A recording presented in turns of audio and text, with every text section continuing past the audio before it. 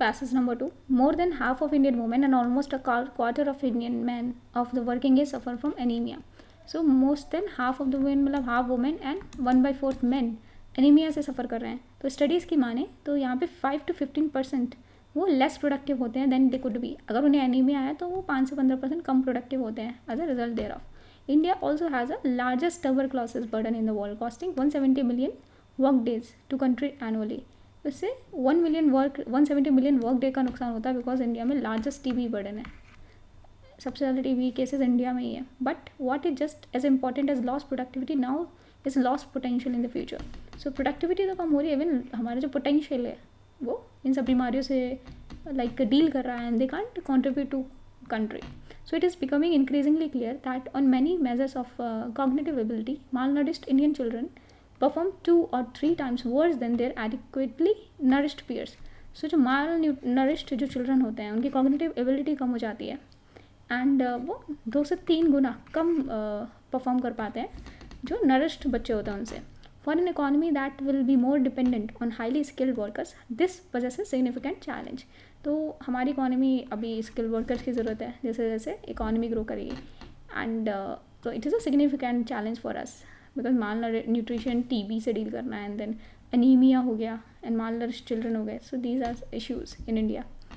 So and it is one that really should be addressed given the India's demographic outlook. और India का demographic outlook उस हिसाब से हमें ये एड्रेस करना चाहिए. Only then we can have adequately skilled workforce that is required for country to grow. So now which one of the following statement is best reflects implied in the classes? So what best reflects that is implied in the classes? तो क्या चीज़ है जो best reflect कर रही है जो passage में दे रखा है उसके हिसाब से we'll see. So education system must be strengthened in rural area. Rural area में एजुकेशन सिस्टम की कोई बात नहीं की है. यहाँ पे न्यूट्रिशन की एंड डिसीज़ की बात हो रही है जैसे टीबी हो गया, एनीमिया हो गया, माल न्यूट्रिशन हो गया. तो ऐसे एजुकेशन सिस्टम की यहाँ पे कोई बात नहीं की. Large scale and effective implementation of skill development program. Skill development program की बात नहीं की. यहाँ पे डिसीज़ की बात हो रही है कि प्रोडक्टिव नहीं है, डिसीज़ की दिक्कत है. तो यहाँ पे एजुकेशन या स्किल डेवलपमेंट प्रोग्राम की पूरे जगह कोई बात नहीं हुई. For economic development health and nutrition of only skill workforce needs special attention. तो यहाँ पे ओनली स्किल वर्कफोर्स के लिए हमें हेल्थ एंड न्यूट्रिशन इंश्योर करनी है. थोड़ा अजीब लग रहा है पढ़ने में. चलो we'll see. Fourth, for rapid economic growth as envisaged by us, attention should be paid to the health and nutrition of the people. So यहाँ पे जहाँ पे ओनली आ जाए वहाँ पे तो स्पेशल अटेंशन देने की ज़रूरत है कि हमें इकोनॉमिक डेवलपमेंट के लिए हमें हेल्थ एंड न्यूट्रिशन सिर्फ स्किल वर्कर्स की देखनी पड़ेगी. सिर्फ स्किल वर्कर्स की देखनी पड़ेगी. बाकी छोड़ दें, मदर को छोड़ दें अगर जो एम्प्लॉयड नहीं है, या बच्चों को छोड़ दें तो ये गलत हो जाएगा. एज अ स्टेटमेंट ही मतलब इट्स नॉट करेक्ट.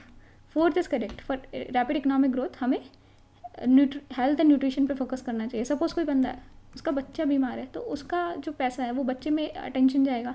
चाहे बच्चा अभी एम्प्लॉयड नहीं हो, स्किल वर्क फोर्स में नहीं हो, लेकिन बच्चे की भी हमें क्या देखनी है, हमें उसका न्यूट्रिशन का ध्यान रखना है. राइट. सो सिर्फ अगर ओनली स्किल वर्क फोर्स की न्यूट्रिशन का ध्यान रखना होगा तो दिस विल बी रॉन्ग. तो आंसर विल बी फोर्थ. और स्किल वर्कफोर्स नहीं, ऊपर यहाँ पे बच्चों के भी नरिशमेंट की बात की है.